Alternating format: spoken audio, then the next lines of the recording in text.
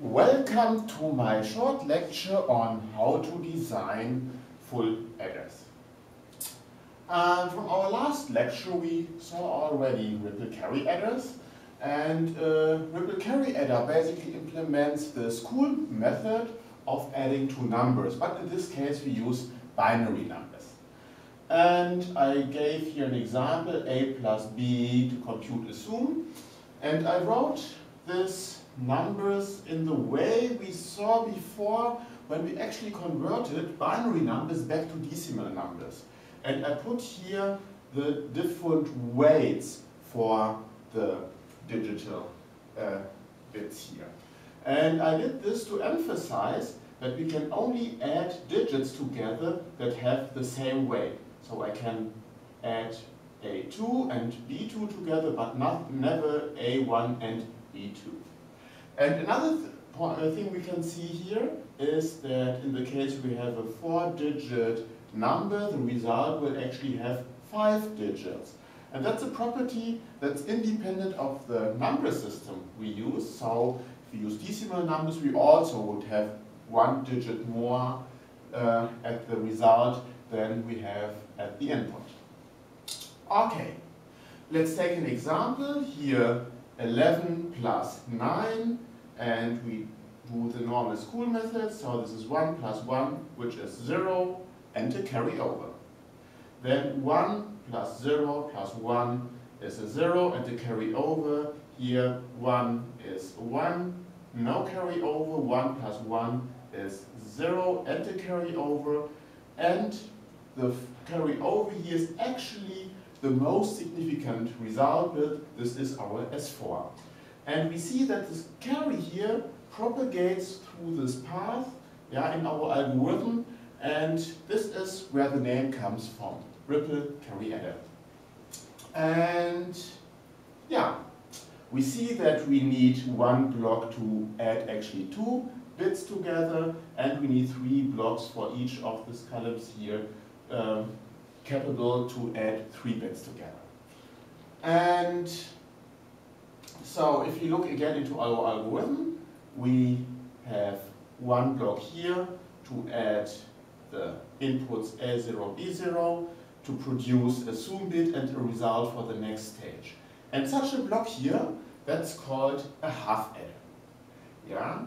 And for the other blocks here, we must be able to add also the carry input that comes from the entire proceeding stage. And this is what we see here. And this we apply for all following blocks, and a block that is capable to add 3 bits together, this is called a full adder. And this is what the major part of this lecture is about. For sake of completeness, I put the half adder here. So how do we compute the output? Well, 0 plus 0 is 0, no carryover. 0 plus 1 is 1, no carryover. And here the last example, 1 plus 1 is actually no assume bit and a carryover. But we can also see that this 2 digits here represent a binary number. This is the least significant bit, this is the most significant bit. And we can actually use the decimal value as an intermediate result. So we know 1 plus 1 is actually 2, and the 2 represented as a binary number is 1, 0.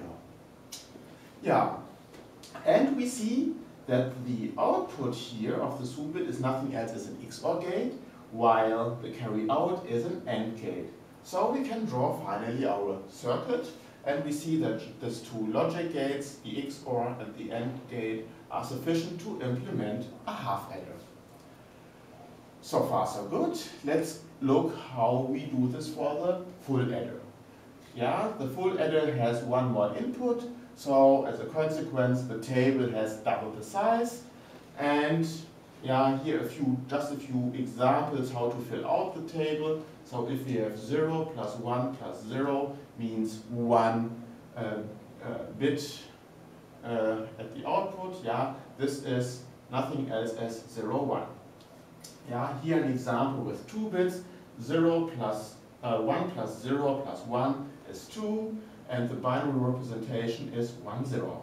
Yeah, and finally, 1 plus 1 plus 1 is 3, and the binary number, or binary representation of a decimal 3 is 1, 1. Yeah, so with this truth table, we can actually use Canoe maps in order to provide a cost-efficient implementation of our full adder. Yeah, and so we'll take all the ones here and fill them into our Canoe map. So this is not Cin and A and B, not Cin, A and B. Yeah, and we do this for all other bits we have here. Like here, example, this is Cin, A and B, Cin, A and B. Yeah. Then we search for blocks of consecutive ones. Yeah, and blocks where the number of ones is a power of 2, like 2, 4, 8, and so forth. Yeah, and unfortunately here we can only build blocks with 2 ones. So here in the first block we see that Cin is negated and 1's not negated, so Cin gets absorbed, and the remaining literals form our first result here. Then, the next block here, we see that A is negated, not negated, so A gets absorbed, the remaining part is B and Cin, and in the last case, we see that B gets absorbed, so the result is A and Cin. If we do the same for the zoom bit, yeah, we see that we get such a chessboard pattern, and our block size here is just 1 bit in all cases. Yeah, and we probably remember this pattern. We had this when we introduced Canoe maps, and this is a pattern that represents actually an XOR, an XNOR gate. Yeah, and this is what we see here. So if you look on this 1, 0, 1, 1, 0, this is nothing else as an XOR of A and B. Yeah? And if we have an XOR, unfortunately, there is no way to optimize this. Yeah, so if we go for a disjunctive normal form, yeah, we have all literals here, and we cannot optimize anything. Okay, however, we see that this is an XOR gate, and if we have XOR gates to build our full adder, we can make use out of it. And if you look here, this is actually an XNOR gate. This is nothing, so an XNOR gate is nothing else as the bitwise negation of an XOR gate. Yeah? And this is actually controlled, if you want so, by the C input. This is 0 here and 1 here. So we can actually implement this with 2 XOR gates. This is A XOR B, and in case the C input is 1, we invert the output. This is exactly what an XOR does. Okay, so with these equations, we can actually implement our full adder with logic gates. Yeah. So here we have the carry out, and the carry out is A and B, A and B. Okay. Then we have B and C in, and A and C, and that's the last one, and one final OR to produce the carry out. And as mentioned before, the zoom bit is nothing else as a cascaded XOR. In your textbook, Digital Systems, this is exactly the solution you will find there, and it is claimed that this is an optimal solution. However, it is not. And I will show in the following how we can do this a little bit better. Again, we start with the truth table, and if you look into the truth table, we see that we have this XOR here, and if you look here, we find a little bit, or this XOR pattern again. Point 1. Point 2 is, the only difference here at this point is actually this 1. But however, we know that this 1 is at, is active whenever this, it's actually an AND of A and B regardless of the C input, yeah? Because we have C once negated here, once not negated, this means C gets absorbed. We can make use out of it. The sum here won't get optimized, yeah? So that's the property of an XOR gate, there is nothing to do.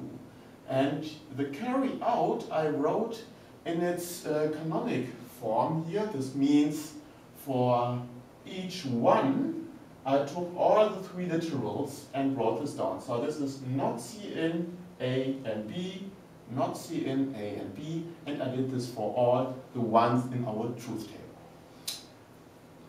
In the first step, I absorb the C in, that's negated here, not negated here, so the remaining part is A and B. As a second step, I see that I have C in here and C in here, so I can use the distributive rule and separate the C in. Yeah, and put the rest into brackets, and what we have here is not A and B or A and not B. Yeah, and that's nothing else as A XOR B. And A XOR B we computed already before. We can reuse this term from our sum bit. So we know actually how to implement this. Yeah, so the sum part is exactly the same, we haven't changed anything. And for the carry out, we take here the XOR, then this XOR goes once the result goes through an AND gate where connected to C in, okay, and to produce the final output we go through an OR gate where the other input is this A and B. And we had this actually in the circuit before. Yeah, so as we can see, we can save one logic gate here, plus this OR gate has one input less. So we can save also a little bit on this OR gate. So if we compare the two solutions, on the first view, it looks like that, or we see that this is cheaper to implement, that's good. But what about latency? Yeah, so our adder should be as quick as possible. And well, let's see and count gate latencies. Yeah, so in one step after the first gate, we passed here this AND gate. Why? While we add the implementation 2 here, the optimized one, we just passed the XOR gate. Yeah, and it takes us another step to go through this AND gate where in solution 1 we reached already the output. And here we need an extra cycle, if you want so, to get to the final carry out. And this looks like that the solution 2 is actually slower. But however, it is not. Why? The point is, to evaluate this AND gate, we need the input of this XOR, which takes some latency, okay, but we also need the input of the carry in. And the carry in itself is a result from another logic gate. Yeah, for example, if this would be the first full adder, the most right one, the carry in comes from our half adder. Yeah, and to compute this or to generate this carry in here, this takes some latency. And actually, this latency hides the latency of our XOR gate here. So, wouldn't be, these two circuits are actually identical fast. Okay, that's it already. So we know how a full adder looks inside. Yeah, so what we learned today is how we can get from an algorithm to a circuit. Yeah, here with blocks built of half adders and full adders, and we learned how these blocks can be implemented with